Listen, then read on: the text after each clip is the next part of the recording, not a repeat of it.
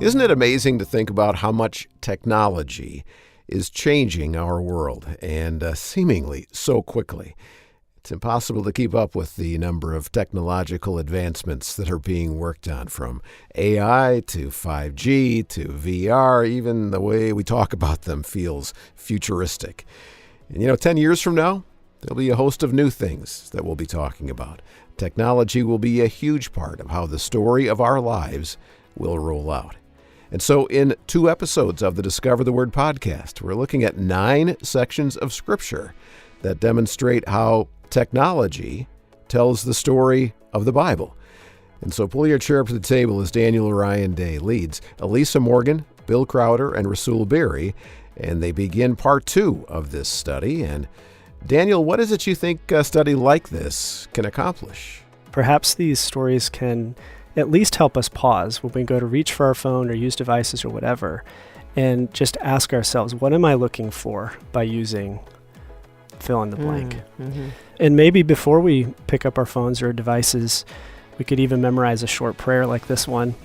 Present God, as I pick up this phone, may it help me draw closer to you and others. If not, please point my attention to things that will. Amen. Yeah, that would be a great prayer to pray, because, that phone, that one piece of technology, has had such a dramatic effect on our lives, hasn't it? And as we'll continue to discover, technology has always had an effect on the world, from ancient times until now. And the issue of how people have used the technology of their day has always been an issue. So I think we will gain a lot from having these conversations and exploring together how technology tells the story of the Bible. All right, so let's spend a little time reviewing what we talked about in our last episode, and then we'll spend some time looking at how technology was part of worship, especially in the Old Testament. And like most technology, there's a good side and there's a dark side to how that technology was used. And so let's listen as Daniel and Elisa and Bill and Rasul get back into this. All right, last week, how did we define technology and where did we see it show up in the Bible? Mm-hmm.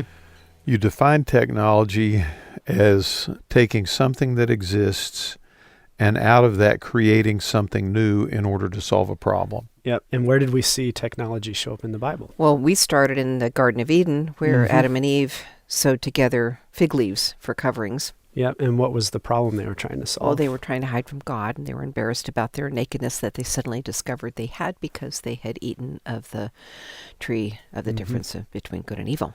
Yeah, and then we also see God use technology to solve that in a way according to his will of using the animal skins to cover them. Yep.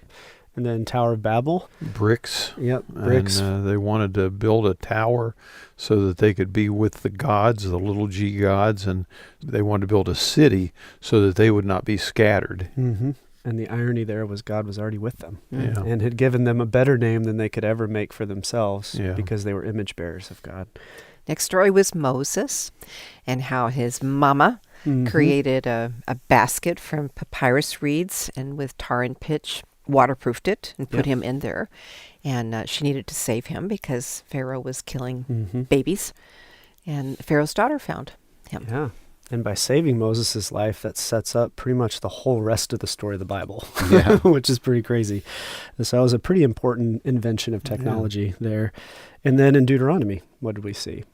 By Deuteronomy, we have a new generation of the descendants of Abraham, Isaac, and Jacob who are about to go into the promised land, but need reminders about the law in various ways. So we see the technological innovation of phylacteries to have the law like physically on their bodies, putting the law and God's word on tablets, on doorposts and door frames. So it was just all over the place as ways to help to remind them of the covenant with Yahweh.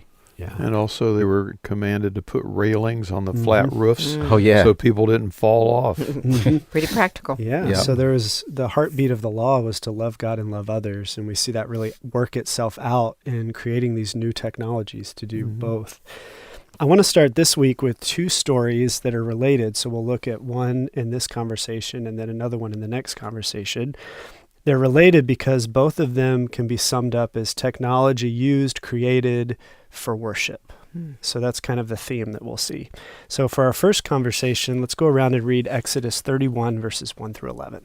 Then the Lord said to Moses, "Look, I've specifically chosen Bezalel, son of Uri, grandson of Hur, of the tribe of Judah. I filled him with the Spirit of God, giving him great wisdom, ability, and expertise in all kinds of crafts. He's a master craftsman, expert in working with gold, silver, and bronze. He's skilled in engraving and mounting gemstones and in carving wood. He is a master at every craft." And I have personally appointed Aholiab, son of Ahisamach, of the tribe of Dan, to be his assistant. Moreover, I have given special skill to all the gifted craftsmen so they can make all the things I have commanded you to make: the tabernacle, the ark of the covenant, the ark's cover, the place of atonement, all the furnishings of the tabernacle, the table and its utensils, the pure gold lampstand and all its accessories, the incense altar, the altar of burnt offerings with all its utensils, the wash basin and its stand, the beautifully stitched garments, the sacred garments for Aaron the priest, and the garments for his sons to wear as they minister as priests, the anointing oil, the fragrant incense for the holy place. The craftsman must make everything as I have commanded you. Yeah, so where do we see technology in this story? Everywhere. Yeah. And specifically, they're using the tools of their day to do what? To work with what? So what already exists? Work with what already exists to Yep. create new things. Gold, silver, bronze, cloth, Yep. a lot of different This things. passage has impressed me so much because the details that precede it about the requirements for the tabernacle are just overwhelmingly complicated. And then God himself provides the abilities, the skills, and the materials to that's create the them. part that kind of grabs my attention, is that they weren't just good at this because they had learned the craft at their father's knee or something. I mean, they were good at it because God had blessed them with significant abilities in these very specific areas, which I think is fascinating. Yeah. And you used the word craft. What's the term it's used in this translation, but also the term for people that are really good at crafting things? Craftsman. Craftsmen. And it says here a master craftsman, Master so which kind craftsman. of has a sense of a highest level skilled person. We still use those An terms. artisan. Yes. And speaking of innovations, one we didn't read in this section, but that they're asked to make, is described in Exodus 27, 20 to 21. And this one's kind of funny to me, so I wanted to pull it out too. Bill, will you read that for us? And you shall charge the sons of Israel that they bring you clear oil of beaten olives for the light, to make a lamp burn continually. In the tent of meeting, outside the veil which is before the testimony, Aaron and his sons will keep it in order from evening to morning before the Lord. It shall be a perpetual statute throughout their generations for the sons of Israel. So what do they need to invent? Olive oil. Olive oil, and then what are they going to use it Gas as? lamp or Basically an oil lamp that what? that burns always. It never goes out. Yeah. So what role does what they're making, the tabernacle, play in the story of Israel? It represents God's presence among the people, not only because on its completion, he descends in the form of a cloud and fills it with his presence, but also as they were moving through the wilderness wanderings, whenever the pillar of cloud by day or the pillar of fire by night would stop, they would stop and set up camp. And the first thing that would be set up would be the tabernacle, and then the tribes would be arrayed around it. So it was both figuratively and literally the center of the community life. And I think it's pretty amazing that what are the people living in at this time? Tents. And what is God willing to live in? Yeah. A tent with his people. Now, it's a very nice tent. It represents God's presence with the people. It represents God's desire to be with them, to go through the world with them as they're walking through the wilderness. You know, we talk a lot about the incarnation, meaning Jesus becoming a man, but God has always been incarnational, right? And we see that in stories like this, where God's presence is known with his people. Speaking of the incarnation, in John 1:14, it says the Word became flesh and tabernacled among us. So you're exactly right. Jesus came and dwelt among them in a tabernacle of flesh. And what does the tabernacle then become for the people until the temple is made? Becomes the primary place of worship. Yeah, and what are some of the worship practices that would happen in the tabernacle?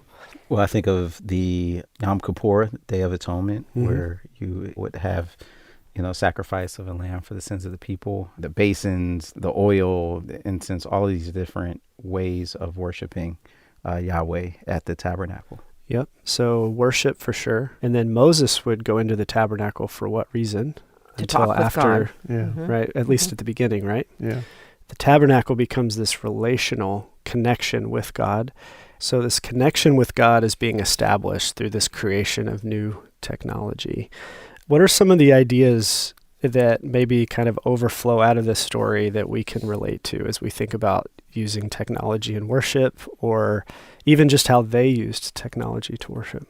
Well, there was a lot of beauty, just a whole lot of beauty and art. Yeah, I think about the importance of the work of the technological advance. And again, even this is where it's helpful to see that techna means art, because you see a lot of the artful aspects with the innovation, but that this was so significant that we see that God says to Moses in reference to Bezalel, I have filled him with the Spirit of God, giving him great wisdom, ability, and expertise in all kinds of crafts. And I think sometimes we can kind of miss that God is involved and God cares for, to empower us to think about how we can take and shape and innovate for his good and for his glory. Yeah, absolutely. The most amazing part of the story, I think, for us and for them was the fact that God had this desire to come close and be with his people. He wanted to be in their day-to-day lives with them. And he even used the technology of their day, whether it was the tools, the tents, the clothes, to meet them where they were at. And I think that's a really beautiful picture of how technology can be used at its best when it's used in worship and to God's glory. But in our next conversation, we're going to see the exact opposite. Talking about how technology was part of worship, especially around the time of the Exodus, and how in so many ways technology is an important part of how the story of the Bible is told. And so, as Daniel said, there are two aspects of this technology in worship idea. The first one was the good and positive side of it. The next is going to be the darker, the misuse side of technology in worship. And so can I ask you something? Grab your phone, go to the settings, and check your screen time. What's that number? Yeah, more than you thought? Would you say realistically maybe it's a little too high? Technology, like your phone, should help us, and often it truly does. But it's easy to, in a sense, serve and become obsessed and kind of controlled by things like our phone and our devices. So much so that, could we call them idols? Well, this next part of our How Technology Tells the Story of the Bible study explores the dark side of technology misused in a worship setting. Let's go around and read Isaiah 44:13 through 22. Then the woodcarver measures a block of wood and draws a pattern on it. He works with chisel and plane and carves it into a human figure. He gives it human beauty and puts it in a little shrine. He cuts down cedars, he selects the cypress and the oak, he plants the pine in the forest to be nourished by the rain, and then he uses part of the wood to make a fire, and with it he warms himself and bakes his bread. Then, yes, it's true, he takes the rest of it and makes himself a god to worship. He makes an idol and bows down in front of it. He burns part of the tree to roast his meat and to keep himself warm. He says, that fire feels good. Then he takes what's left and makes his god a carved idol. He falls down in front of it, worshiping and praying to it. Rescue me, he says, you are my God. Such stupidity and ignorance. Their eyes are closed and they cannot see. Their minds are shut and they cannot think. The person who made the idol never stops to reflect, why, it's just a block of wood. I burned half of it for heat and used it to bake my bread and roast my meat. How can the rest of it be a god? Should I bow down to worship a piece of wood? The poor, deluded fool feeds on ashes. He trusts something that can't help him at all. Yet he cannot bring himself to ask, is this idol that I'm holding in my hand a lie? Pay attention, O Jacob, for you are my servant, O Israel. I, the Lord, made you, and I will not forget you. I have swept away your sins like a cloud. I have scattered your offenses like the morning mist. O return to me, for I have paid the price to set you free. Yeah. Wow. So where do you see technology in the story? Well, this whole invention of this figure. Yeah. Well, and also he uses wood to solve a couple of problems with his need to cook his food and to stay warm. In fact, some people say the first technology ever invented in the history of the world was fire, Yeah. to be able to cook food and stay warm. Yeah. And do you catch kind of the humorous tone that Isaiah has in this, right? Definitely a sense of sarcasm Irony. Yeah. and irony. Yeah. Yep. So what is the connection, or do you see a connection between this story and our last one that we talked about? What's Well, happening in both? In the last one, they were making a place where worship could happen. Here he's making an object to worship. Yeah. So they both involve worship, but in very different ways. Yeah. And they're using just plain materials for both. Yeah. Yep. And wood shows up in both stories. And is this wood beautiful when he's done working on it? Yeah. Puts it in a little shrine. So you have this master woodworker story that's used to worship God in the tabernacle. And then you have a master woodworker that's using his skill to craft an idol and serve it. So let's back out a bit now. This is a character that's being built, maybe even a caricature that's being described here.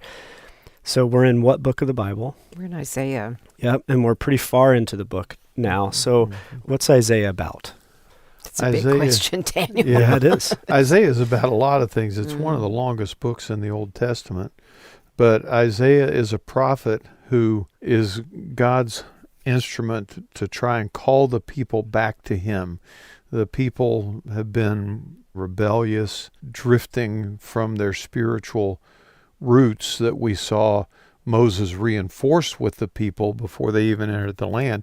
Now, after being in the land for hundreds of years, they've drifted far from those moorings. And you called him a prophet. Yeah. What's the role of a prophet? Well, the way I've always heard it described is the role of a priest is to represent people before God.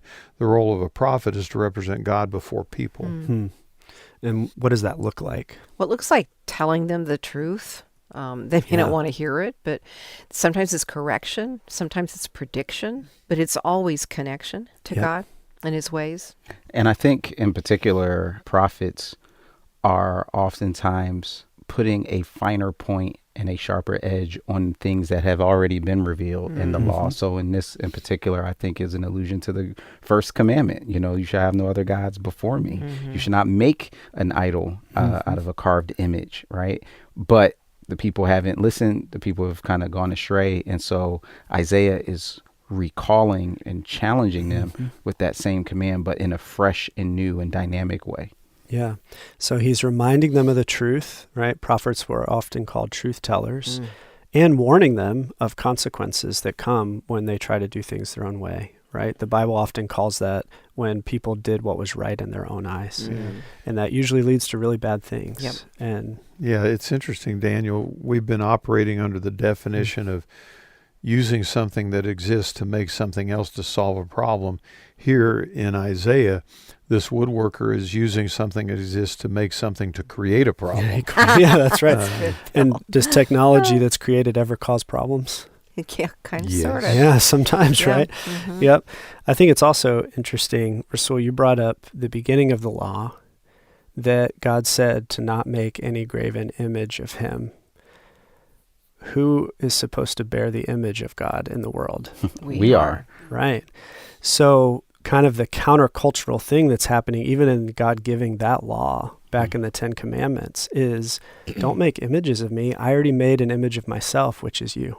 Right. You're the one that's supposed to represent my glory and what's good for the world, and specifically my justice in the world. But we get in trouble there too. Yep. And worshiping our own selves. Absolutely. Rather than the image that we were created to bear.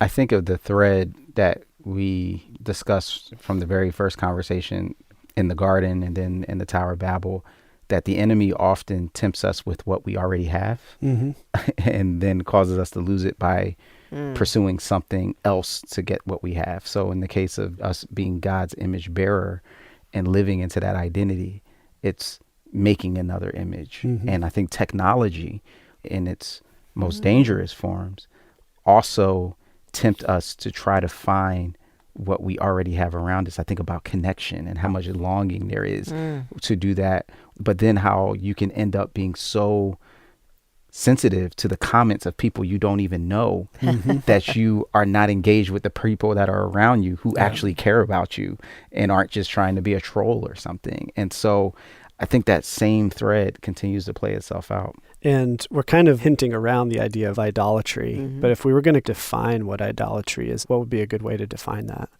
Making anything an object of worship except God. Yeah. Or treating anything else besides God like they are God. Yeah. Unless we look down and, especially because of the really strong words and even harsh words that Isaiah has for this idea of making a physical image. And we can kind of look at that and go, oh man, yeah, that's stupid. Martin Luther once said, whatever your heart clings to and confides in, that is really your God. And so this idea that we can have counterfeit gods that are idols that are not necessarily something that we made out of our hands, but might be something we're holding in our hands. Yeah. And another layer of this as well that it kind of hints at in that definition, Rasul, what is he looking for out of this idol? It's at the end of verse 17. He's looking for rescue. Rescue. Well, who is the God that has historically rescued Israel over and over and over again? Right? So he's actually looking to something he created to rescue him. Yeah. And you can hear the sarcasm in this. You can hear the ridiculousness of the way Isaiah is describing that. But we do the same thing, right? Where we look at other things to rescue us instead of toward God who can.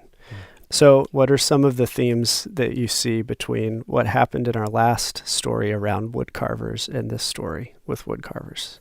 Well, in the last story, woodcarvers were filled with the Spirit of God, which enabled them to create objects of beauty to assist in worshiping God. In this story, it's really a human's own choice to create an idol. Yeah, to rescue him. To rescue. And I think one of the threads that we've already seen through a lot of these stories is when humans make technology to try to fix their own problems versus when humans use technology in a way that looks toward God as the one who can fix problems. And so I almost wonder if there's a layer there within this story of what are we looking for rescue from? And what are we looking to rescue us? And maybe that's an important question to keep in mind when we think about technology. Yeah, I definitely think this is an important piece of this How Technology Tells the Story of the Bible study. Important questions to ask ourselves coming out of that part of the conversation because, idols aren't just an ancient pagan problem. We can have modern idols today. And so how does technology help or how does it hinder us in pushing back against the idol making that we're prone to do? Lots to think about. Well, next we're going to jump ahead to the New Testament for another example of how technology is part of how the message of the Bible is communicated. And it's technology that has changed in its form multiple times over the course of history. So we're going to read an entire book of the Bible together in just a moment to help us identify what it is. But first, let's take a short break for a word from Our Daily Bread Ministries. Now, Discover the Word is part of Our Daily Bread Ministries. And as we come up on the end of another year, we have some really helpful planning resources that will help you get into 2026. I would say it falls into the category of technology. And so let me take a moment to tell you about what's become a really popular resource for us here at Our Daily Bread Ministries. It's our annual wall calendar. I'm amazed every year at how many requests we get for this calendar. This Our Daily Bread 2026 Inspirational Wall Calendar displays scenic photographs of God's creation from all around the earth, many that will grace the covers of the Our Daily Bread devotional next year. You can stay connected to God each day as you coordinate your schedule with the uplifting Bible verses. A daily reading plan will take you through the entire Bible in the next year, and ample room to write appointments and reminders. It's perfect for any home or office, and it also makes a great gift. You'll get copies of the Our Daily Bread 2026 Inspirational Wall Calendar to keep and to share. Now is the time to get your 2026 calendar. We'll have a link to this calendar and actually a number of other options as well in our show notes for this episode at discovertheword.org.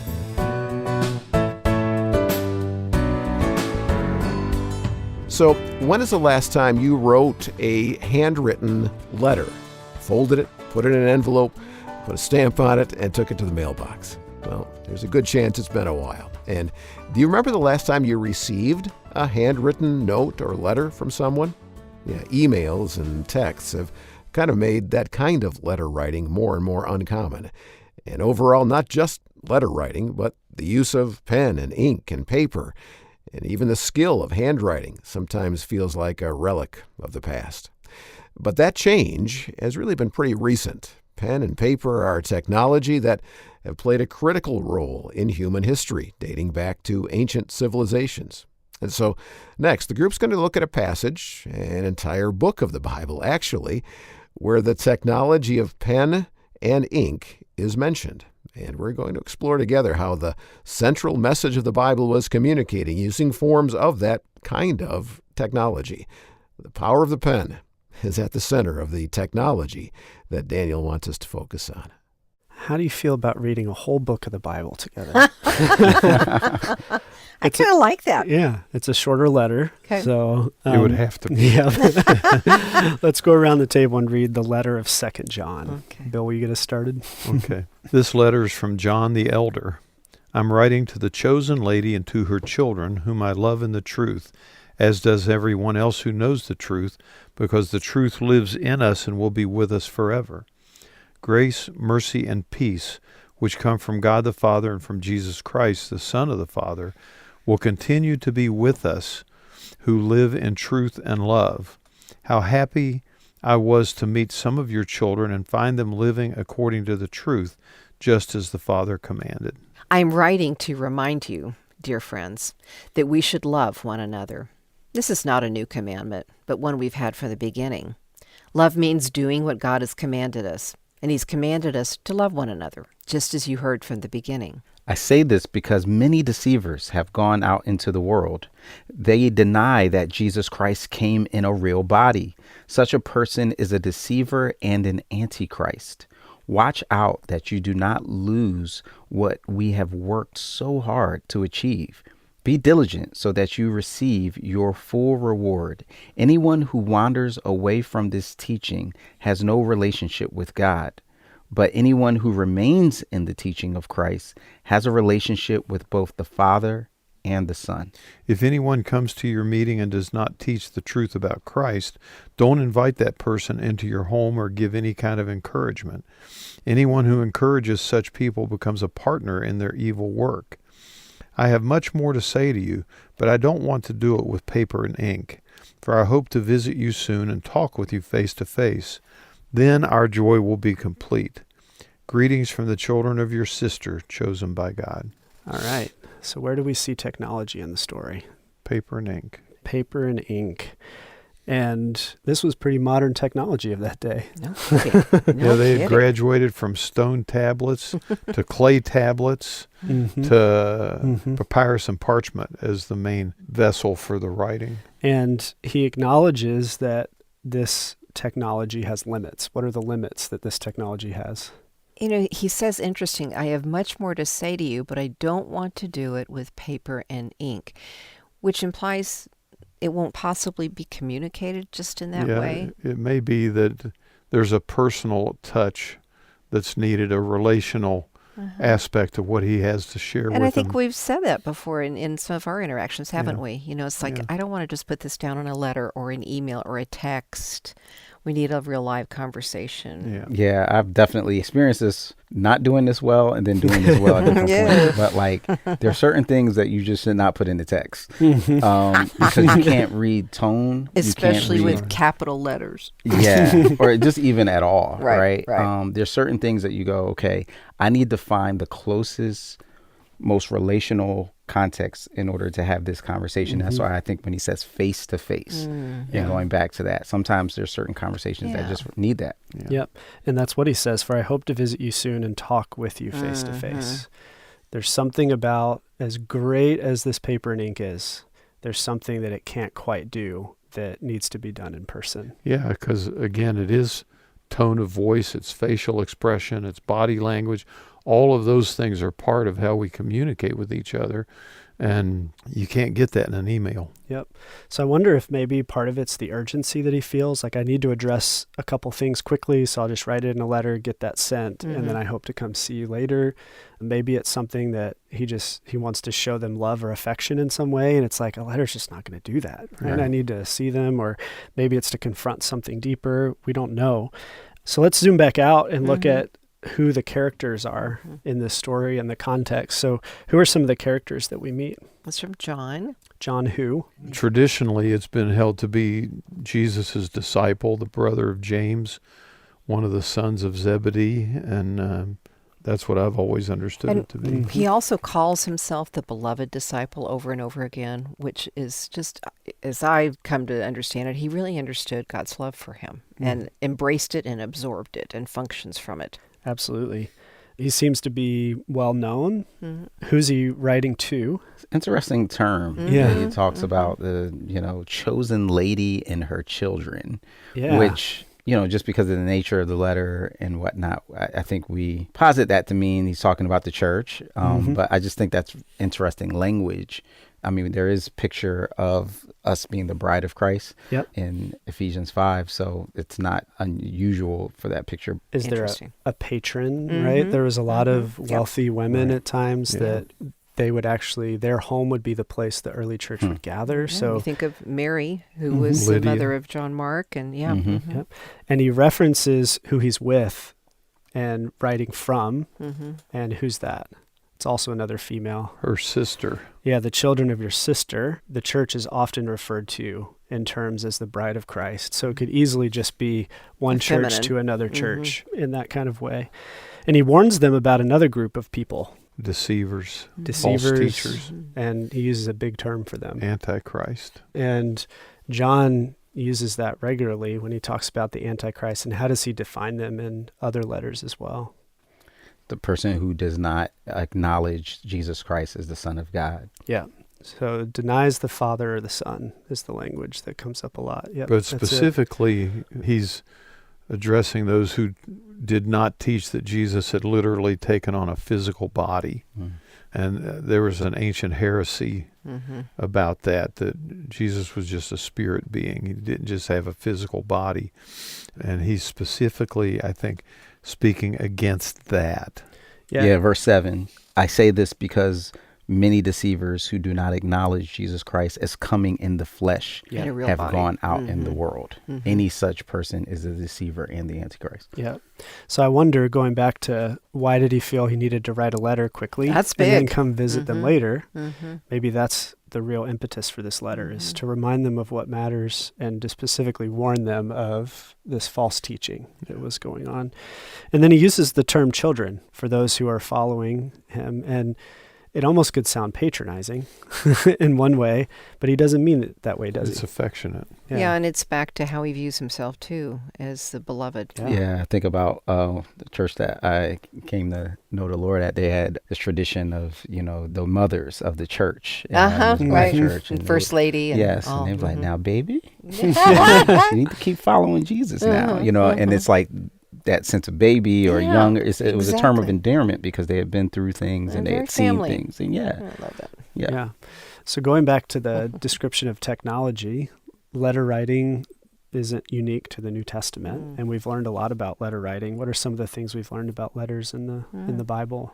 they tend to be extremely long compared to most ancient letters. The average letter, I think, was only 75 or 80 words.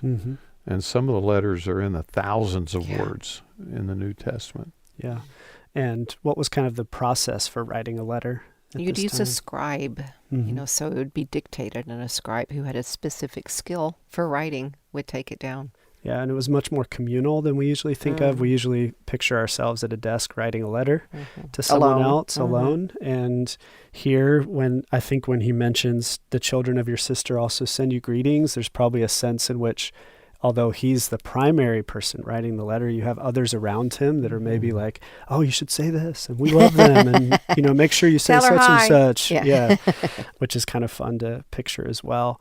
But what is the real heartbeat behind this letter? And I think we can see it in verse 5 in particular. Yeah, I think one thing that's helpful when he says that I'm writing this to remind you that we should love one another. On the surface, it can seem like the denial of Jesus Christ as coming in a real body can almost just feel like some type of, esoteric theological issue, but I think it's very much related to loving one another, because what would often happen is for those who especially had the sense of dualism, that the spiritual was more important than the physical, and that didn't really matter, then that would cause them to also justify all types of things that they could do with their bodies that was in denial of what the ethics of Christ would have called us to. And so in contrast to that, I think it is very significant that he's like, no, Jesus came and loved us in the flesh, and we have to love each other in that same way. And there's a sense in which this goes back all the way to Deuteronomy and that story of technology in the Bible, where kind of the heartbeat of that was to love God and to love others, and using technology to love others. And here we have another example of that, which I think is technology at its best, when it helps us connect with God and love others well. Yeah, another great part of this conversation reflecting on how technology tells the story of the Bible, coming out of that technology mentioned in 2 John, the second letter we have written by Jesus' disciple John in our New Testament. Pen and ink, the tremendous value, but also the limitations that kind of technology has in enhancing our relationships and following through on the love one another message that Jesus and John and all of Scripture stresses. All right, well, we're coming down toward the end of this technology in the Bible study, and to lead into this next segment, Daniel says, we've seen a few hints of technology being used in harmful ways as we've looked at technology in the Bible, but today we're going to see it at its absolute worst. Yeah, but as we're going to also discover, the worst use of technology ever actually leads to the best thing that ever happened. So, could someone read John 19, 1 through 3? Then Pilate took Jesus and had him flogged. The soldiers twisted together a crown of thorns and put it on his head. They clothed him in a purple robe and went up to him again and again, saying, "Hail, King of the Jews!" And they slapped him in the face. Oof. Now could someone read John 19, verses 16 through 24 for us? Then Pilate turned Jesus over to them to be crucified. So they took Jesus away. Carrying the cross by himself, he went to the place called Place of the Skull, in Hebrew Golgotha. There they nailed him to the cross. 2 others were crucified with him, one on either side, with Jesus between them. And Pilate posted a sign on the cross that read, "Jesus of Nazareth, the King of the Jews." The place where Jesus was crucified was near the city, and the sign was written in Hebrew, Latin, and Greek, so that many people could read it. Then the leading priests objected and said to Pilate, "Change it from the King of the Jews to, he said, 'I am King of the Jews.'"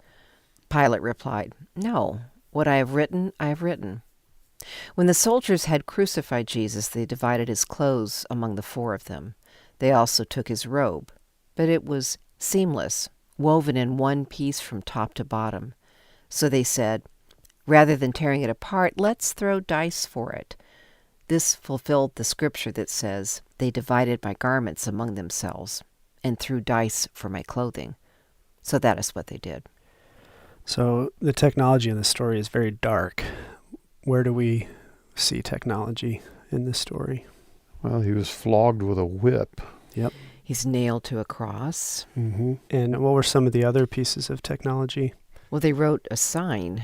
Yeah, a multilingual sign. Mm-hmm, mm-hmm. Yep. And then even the dice used to decide who gets his clothes, right? Yeah, that's definitely a piece of technology. I mean, it's kind of staggering in a lot of ways to think of the cross as a piece of technology.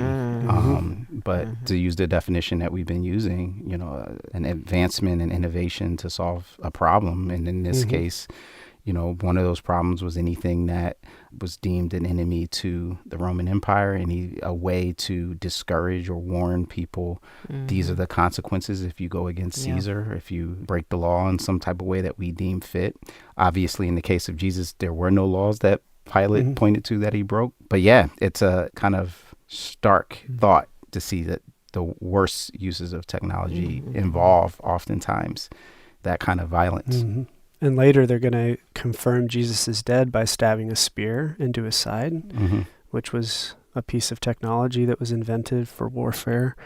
And crucifixion itself wasn't new at this time. It had actually been around potentially all the way back into the Assyrian Empire. But the Romans were known for mastering crucifixion, for taking a technology and making it, quote unquote, better, improving it. We have in our law code here in the United States that punishment cannot be cruel and unusual. But in the Roman way of thinking, they wanted it to be as cruel and unusual as they could make it, as you said, Russell, to be a warning against anybody else who might think of crossing Rome. Yeah. So let's try to unpack what the threat was that they saw in Jesus. And I think first we should probably get to know who the characters are that we're seeing. So first is Pilate. Who was he? He's the Roman governor, the appointed representative of Rome in Israel. And so what's kind of the job of that person? Keep the law and raise taxes.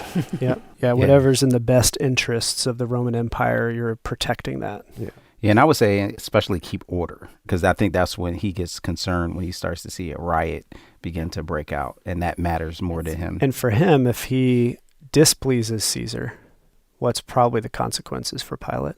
At worst, he gets taken and put somewhere else. Yeah. But he was already in one of the worst places in the empire. Likely, he gets killed. Right. Yep. We know who Jesus is. We see some soldiers there. That would be the Roman army stationed there. And then we're introduced to the priests, temple guards, Jewish leaders. So who are they in the story? Well, the priests are the prime agitators, the Sanhedrin. And really, to this point, Jesus had not really done or said anything that could be considered a threat to Rome. I mean, when he was asked about paying taxes, he said, pay to Caesar what belongs to Caesar. You know, give him his. That's what you're supposed to do. It's fine. But the priests saw him as a threat to Judaism. They saw him as teaching a different religion. And so they had to kind of go to Pilate and construct a way to view a threat to Judaism as a threat to Rome. That's a great explanation. And what was kind of their role as the priests, the Jewish leaders? And it's important to note it's only some of them, because we find out some of the other Jewish leaders end up being ones who take Jesus' body and honor it later. So it's not all of them, but it's some of them. What's their role? Pass down the tradition of the elders and the law, and they protect it from just the kind of invasion that they would perceive that Bill was expressing. So the context in particular for this story, just a little bit before this, is when they decide Jesus really does need to die. And do you remember what the event was that convinced them, all right, we got to kill this guy now? Oh, yeah. And it involves another resurrection. That of Lazarus. Yeah, that's kind of the key turning point where the popularity of Jesus reaches a fever pitch, because there is Lazarus. You know, there was a funeral. We see the scene and Lazarus comes out the tomb, and people understandably are more convinced than ever that Jesus is the Messiah. And they, Hosanna and lay down palm branches in the street. And that all gets exacerbated on Palm Sunday when he comes into Jerusalem, and the people proclaim him to be the Messiah. The Messiah. Yeah. Mm. So they decide that not only does Jesus need to die, but what also do they think about? They're going to kill Lazarus too. Yeah. That's how big of a deal this becomes. Right. And so on one hand, we see Jesus being seen as a political threat as this riot starts to build in front of Pilate. But on the other hand, he's seen as a religious threat to these particular Jewish leaders. And there's kind of a key phrase that one of the religious leaders in particular says about why it would be good for Jesus to die. Do you remember what that was? Yeah, it was Caiaphas, the high priest, and he says it'd be better for one man to die for the nation than for the nation to die. Yeah. So there's some fear, right? Right, and wipe out, and destroy the temple, which happens in 70 A.D. So there was that looming threat of what this occupying power and force could do to us. So what do? They use technology in the worst of ways. And Jesus takes on himself the worst that technology can do in this situation to ultimately save the world. So as we just think about that in the context of our own lives, what are some of the ways that technology is used to destroy? Well, I was thinking of the film Oppenheimer, which kind of portrayed the development of a nuclear bomb. Mm-hmm. And I think it does a really intriguing job of explaining some of the sense of crisis, but it also shows the incredible fallout and the disaster of what it means when the humans develop technology to essentially destroy ourselves, and the regret that comes with the development of such a weapon. Yeah. It kind of takes us all the way back to the very first conversation about chariots and horses, because it seems like throughout history, many of the major technological advances have been for weapons of war, which are used on the one hand to protect, on another hand to destroy. Yeah, and so, that's very big picture for us. What is the technology that harms others? What are some of the things that even and we don't have to give examples of that right now, but just think about that question of... I'm thinking of creation care. Do we just use this planet for our purposes, or do we have a mind of stewarding the resources? Yeah, and things like pornography and other uses of technology that can be very harmful to us and to others, or can perpetuate injustice to others. There's a lot of ways that technology really brings out the worst of humans as well. But I think what I hope we walk away from in this story is that Jesus took on that himself. He took on the worst that technology had to offer. The worst technology story in the Bible is Jesus being killed by technology. And yet that becomes his moment of greatest glory, where he rescues the world from sin and death. And that's a pretty amazing use of technology. Jesus takes on the worst of technology to truly fix the problems that the world has. And so that is how the worst use of technology ever turned into the best thing ever, transforming that darkest moment in history into something that led to the greatest moment of victory. Well, in just a moment, the group's going to wrap up this study of how technology tells the story of the Bible. And Daniel said he wants to spend the last part of the conversation looking ahead at the future of technology. And so do you think they'll have any predictions about the next technological advancement and what it will change? Is there any way of forecasting what the next big world-shaping technology will be and how it will change things for us? Well, the future of tech after this.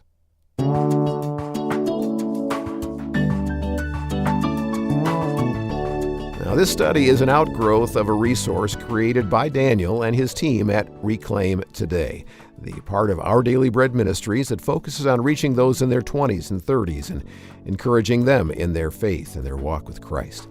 Reclaim Today has put together a Bible study that'll help you have some conversations with a group of your friends about technology in the Bible.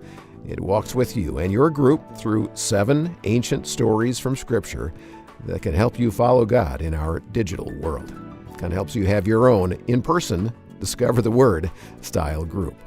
You'll find a link to that technology in the Bible study from Reclaim Today in our show notes. You encourage you to go to our show notes and take a look at the study on our discovertheword.org website. We'll have a link to that Technology in the Bible Study Guide there in the notes. It's one of the recommended resources in our show notes there at discovertheword.org.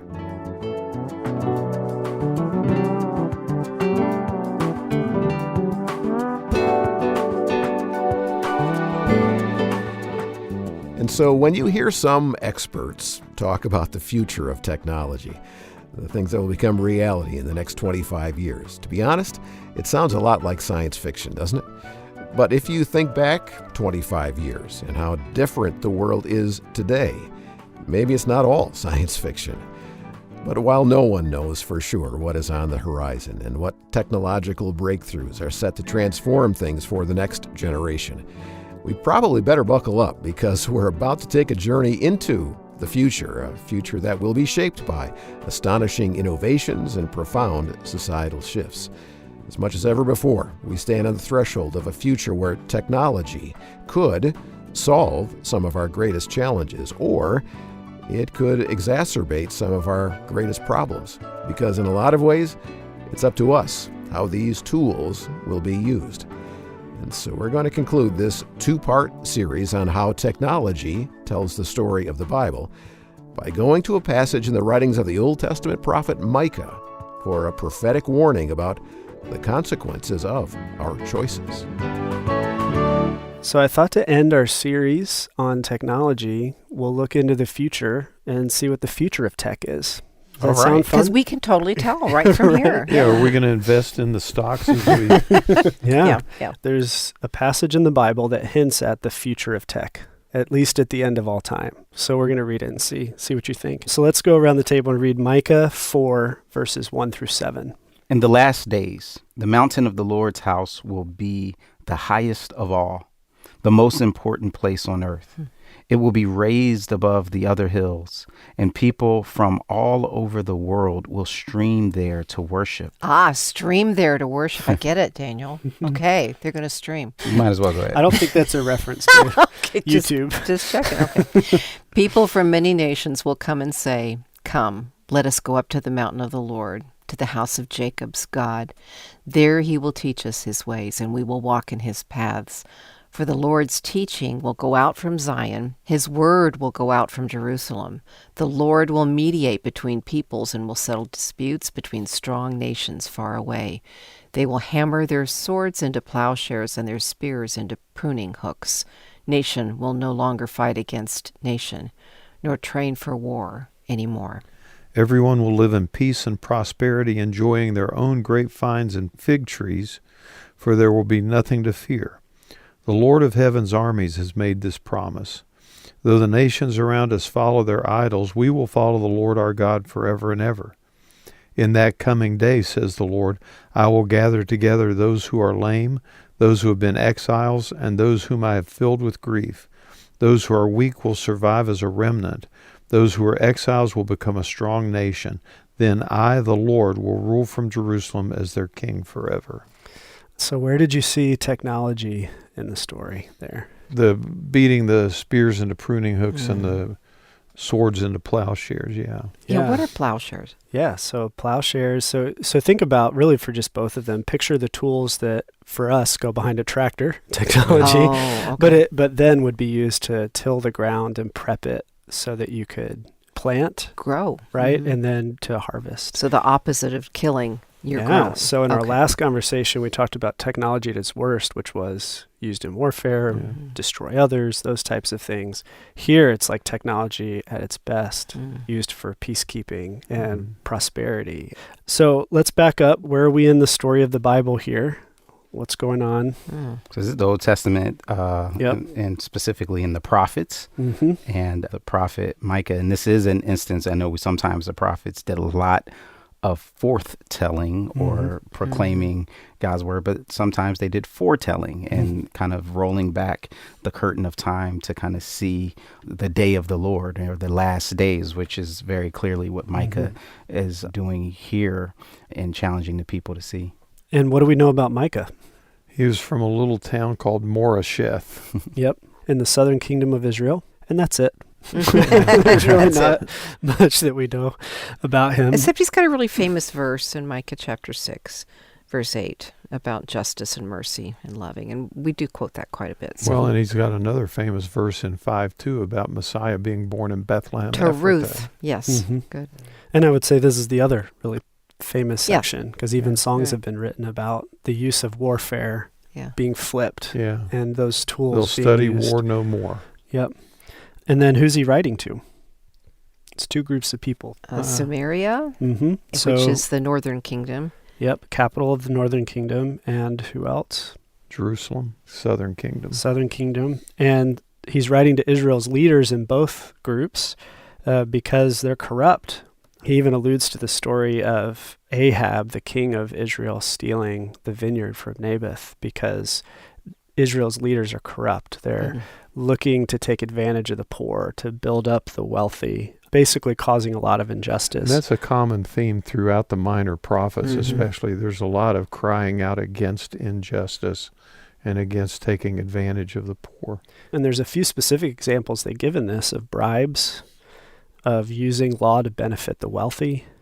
Not only are they not providing for the poor, but they're actually taking from the poor things like their land, which land's pretty important. It's how you have food.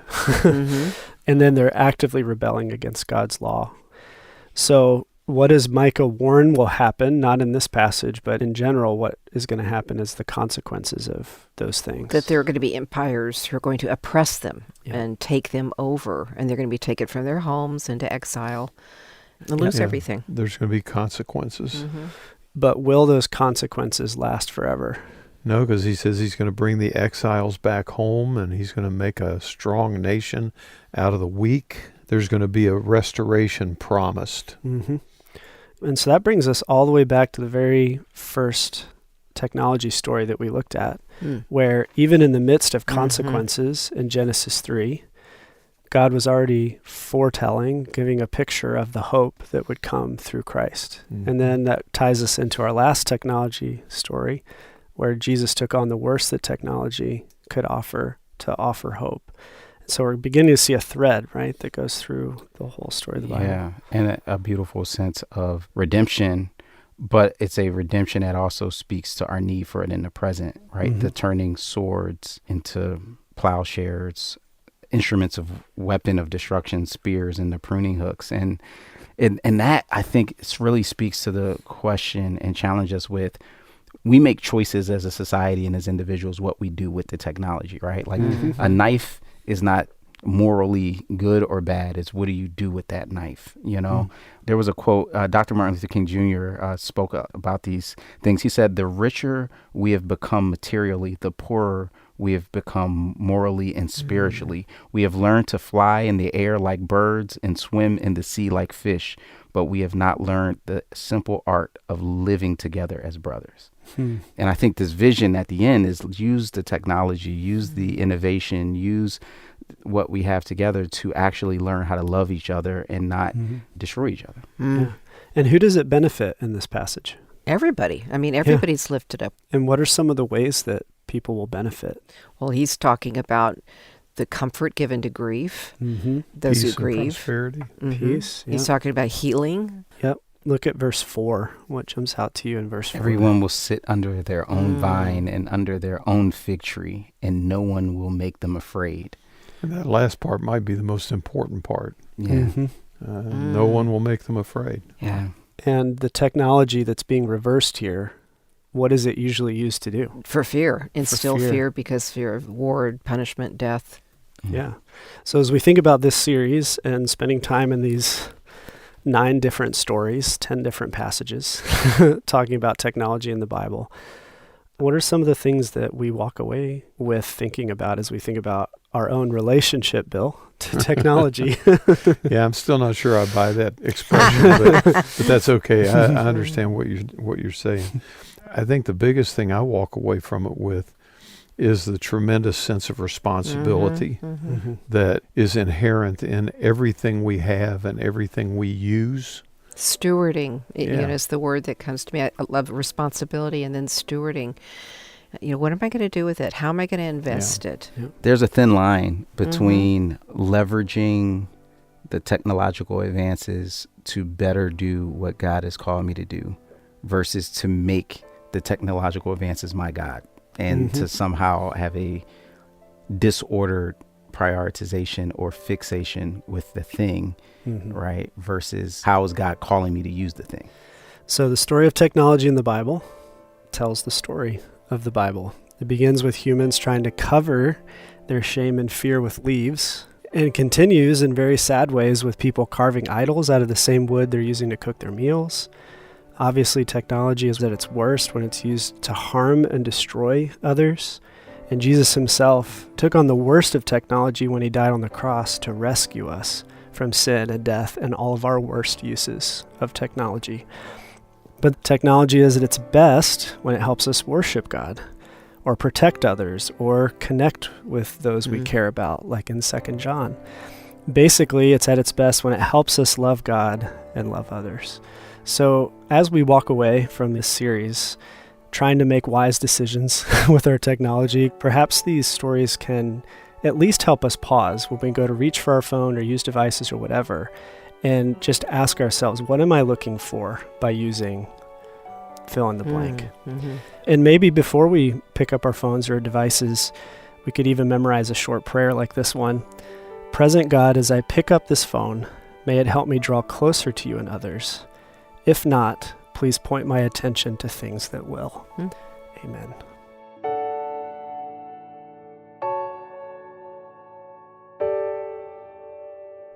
Yeah, that sure would be helpful so many times to get into the habit of praying something like that, to keep us mindful of how we're using technology, because it's not necessarily that the technology is in and of itself good or bad. It's how we use it. And I hope this How Technology Tells the Story of the Bible study has provided you with some discoveries and perspectives and action ideas related to this huge part of how we navigate as followers of Jesus in the world we live in today. Thanks, Daniel. Daniel Ryan Day, leading these conversations with Elisa Morgan, Bill Crowder, and Rasul Berry here on Discover the Word. Discover the Word is a group Bible study from Our Daily Bread Ministries in Grand Rapids, Michigan, in which we invite you to walk with us through topics and passages that inform the way we read the Scriptures, challenge us as we live our lives as followers of Christ, and always point us to discover Jesus in the pages of the Bible. Now, in our next episode, we're going to talk about family. We all have one, and there are so many things about your family that makes your story unique. Mother, father, grandparents, aunts and uncles, cousins, brothers and sisters, husband or wife, children. I mean, it's a multi-layered discussion when you get into family. And that's what the next edition of the Discover the Word podcast will do. We'll explore the multi-layered nature of the family of Jesus. I think you'll find it a fresh way of looking at the family dynamics of our Lord. Well, here at Discover the Word and Our Daily Bread Ministries, it is our mission to make the life-changing story and wisdom of the Bible understandable and accessible to people all around the world. And when you give a financial gift, your donation provides the fuel that's needed to help us accomplish that mission. You can give a year-end gift when you visit our website at discovertheword.org. Look for the Donate tab. That's up there at the top of the page at discovertheword.org. Thanks.